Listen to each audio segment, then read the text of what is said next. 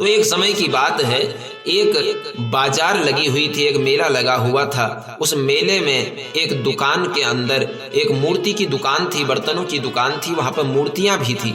नारद जी महाराज ने जाकर के सनकादिकों से पूछा कि किस प्रकार से भक्ति महारानी के जो 2 पुत्र हैं, ज्ञान और वैराग्य, वह किस प्रकार से स्वस्थ होंगे। जब यह प्रश्न किया तो श्रीमद् भागवत जी का आलाप उन्हें सुनाइए, श्री भागवत जी की कथा उन्हें सुनाइए, जिससे वह स्वस्थ चित्त हो जाएंगे। इस प्रकार से श्री सनकादिकों ने कहा। तब जाकर के श्री आनंद नाम के घाट में, हरिद्वार के पावन तीर्थ पर, गंगा जी के किनारे पर भगवान की दिव्य भागवत कथा का आयोजन हुआ, जिसमें मुख्य वक्ता के रूप में व्यासपीठ पर विराजमान हुए सनत कुमार आदि, और साथ में यजमान के रूप में आसीन हुए श्री नारद जी महाराज। और नारद जी जब बैठे, जब कथा आरंभ हुई, बहुत सुंदर सुंदर कथाओं का उपाख्यान आरंभ हुआ, तो जितने सिद्ध कोटि के संत, ऋषि, मुनि, महात्मा इत्यादि थे, सब के सब दौड़े दौड़े उस कथा का श्रवण करने के लिए आ गए। क्योंकि जो भगवत रसिक होते हैं, जो भगवान की दिव्य कथा का रसास्वादन लेने वाले होते हैं, रसपान करने वाले रसिक होते हैं, उन्हें पता चलने की देर होती है कि फलानी जगह पर कथा चल रही है, वो तो भागते हुए चले आते हैं। उनके बीच में ही श्री मां भक्ति महारानी और उनके साथ में ज्ञान और वैराग्य भी आ गए। तीनों एक एक आसन पर विराजमान हो गए, और तीनों जब आसन पर विराजमान हुए तो किसी को भी दिखाई नहीं दी, अदृश्य रूप में वहां पर उपस्थित रहे। तब श्री नारद जी महाराज ने श्री सनकादिकों से प्रश्न किया कि महाराज, हम आपसे पूछना चाहते हैं कि जब श्रीमद् भागवत का जो दिव्य आयोजन हम कर रहे हैं, इस कथा के प्रभाव से कौन से जीवों को मुक्ति मिल सकती है, कौन से जीव तर सकते हैं, क्या कोई पापी जीव भी इससे तर सकता है? यदि हाँ, तो फिर आप हमें ये बताइए कि इस भागवत कथा का श्रवण करने से किस तरह के पापियों को मुक्ति प्राप्त होती है। जब ऐसा प्रश्न किया नारद जी ने, तब श्री सनकादिक चारों भैया जो है वो मुस्कुराने लगे और कहते हैं कि नारद जी, आप पहले तो ये प्रश्न ही समाप्त कीजिए कि कौन कौन से पापियों का उद्धार भागवत कथा के श्रवण से होता है, क्योंकि ये प्रश्न ही गलत है। हम तो ये कहते हैं कि जिसने जीवन भर पाप ही पाप किए हों, ऐसा जीव भी सुंदर निर्मल बुद्धि से युक्त होकर के भगवान की दिव्य सप्ताह कथा को 7 दिन तक लगातार नियम पूर्वक सुन ले, तो उसके सभी पाप ताप संताप पल भर में नष्ट हो जाते हैं और वह मुक्त हो जाता है, परमात्मा को प्राप्त कर लेता है।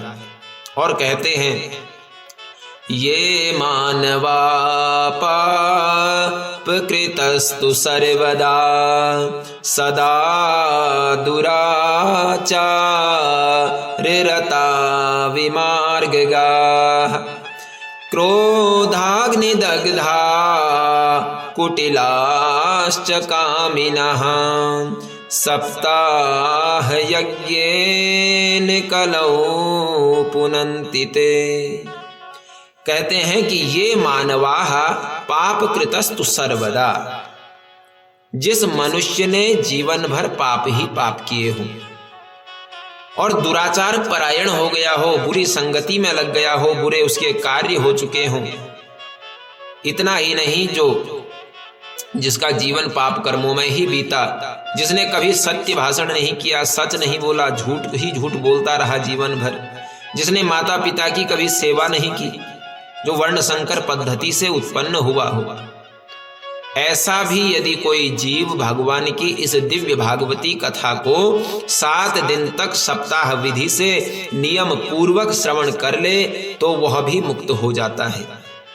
अरे हम तो इतना कहते हैं कि जिसने जीवन भर पाप ही पाप किए, पाप के अलावा कुछ किया ही नहीं, वो भी भगवान की दिव्य कथा का श्रवण कर ले सप्ताह विधि से नियम पूर्वक, और उसमें बताए हुए मार्ग का अनुसरण कर ले, तो निश्चित रूप से वह भी मुक्त हो जाता है। लेकिन इसका मतलब ये बिल्कुल भी नहीं है कि हम सब सोचें कि हम तो कथा सुन ही रहे हैं, तो हमसे जो भी पाप कर्म हुए हैं उन सबका तो उद्धार हो ही जाएगा, आज के बाद पाप भी करते हैं और उसके बाद कथा फिर से श्रवण कर लेंगे। तो जितने भी हम पाप कर्म करेंगे उन सभी पापों का जो तरोतारण है, उन पापों की जो निवृत्ति है, उन पापों से जो मुक्ति मिलनी है और साथ में पापों का नाश जिससे होना है, वो भागवत कथा को हम फिर श्रवण कर लेंगे तो हमारे सभी पाप मिट जाएंगे। तो ऐसा नहीं है।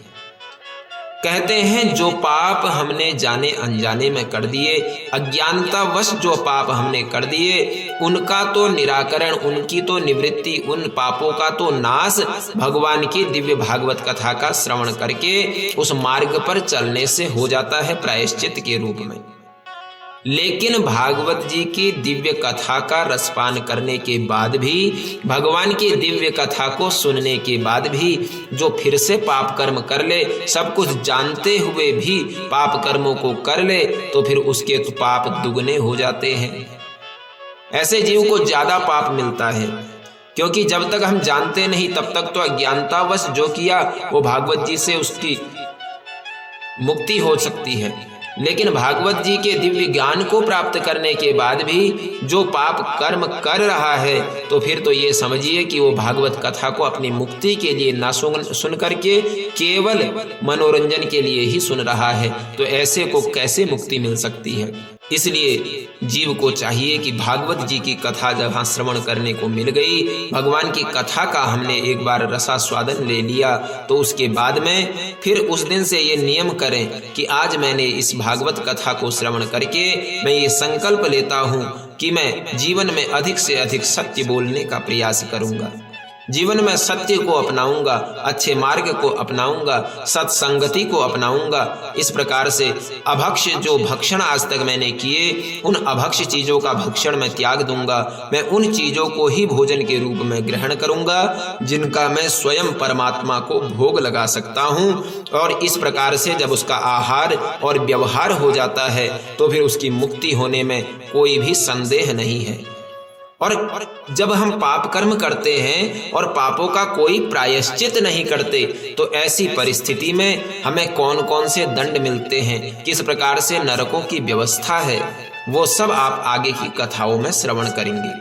तब नारद जी कहते हैं कि महाराज, ये बात हमारी समझ में नहीं आ रही है कि जिसने जीवन पर्यंत पाप कर्म किए, उनको कथा श्रवण करने मात्र से कैसे मुक्ति मिल सकती है? ऐसा कोई आपके पास प्रमाण हो तो वो प्रमाण हमें दीजिए।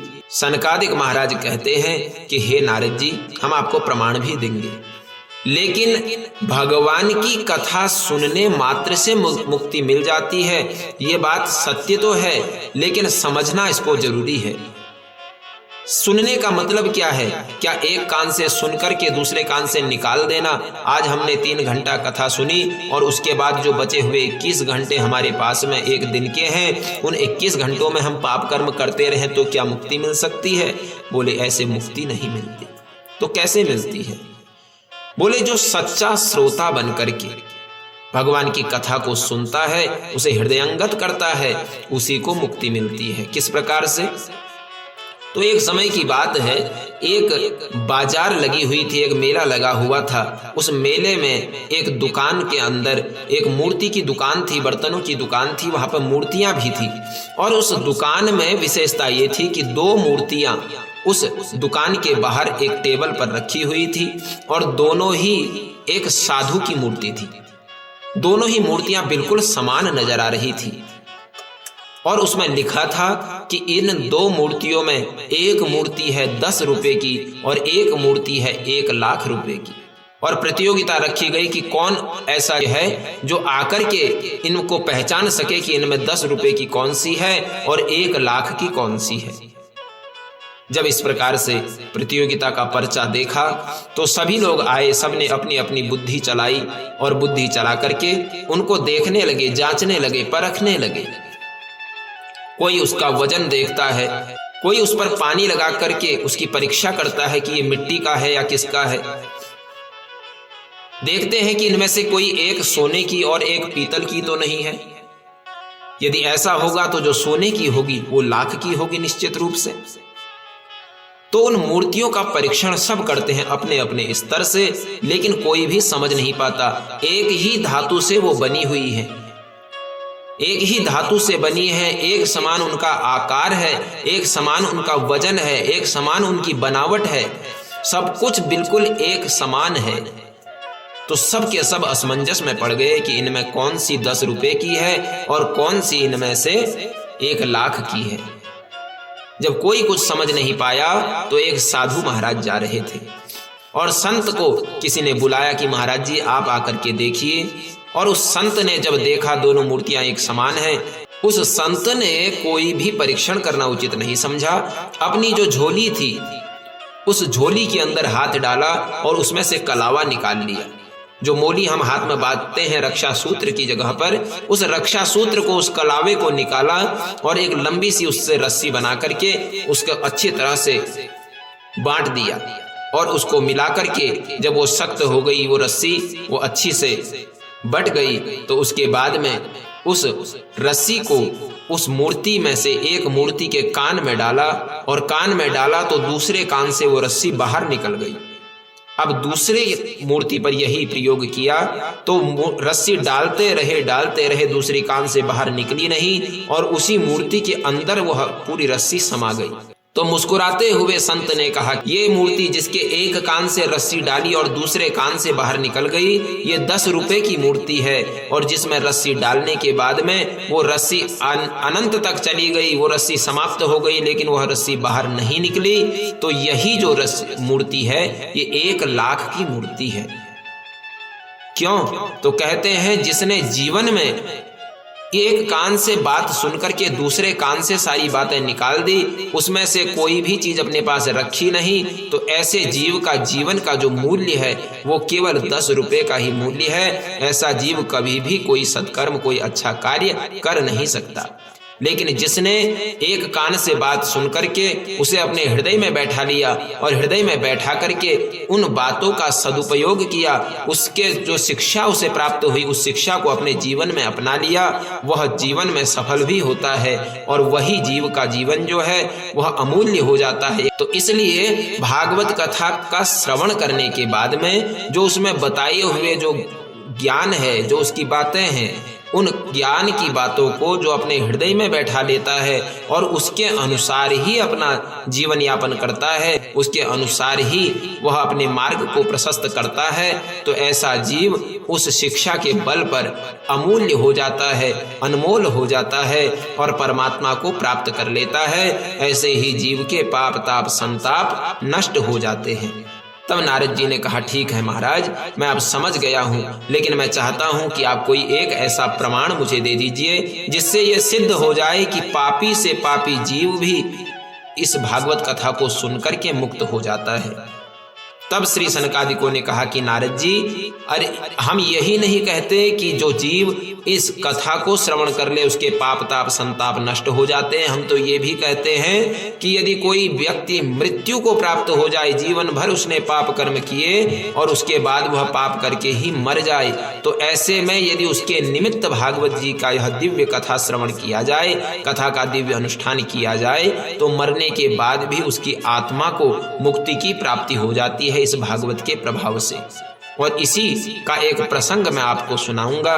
तो इससे आगे की जो कथा है वो हम अगली वीडियो में आपके सामने लेकर के आएंगे। तब तक के लिए जय जय श्री राधे श्याम।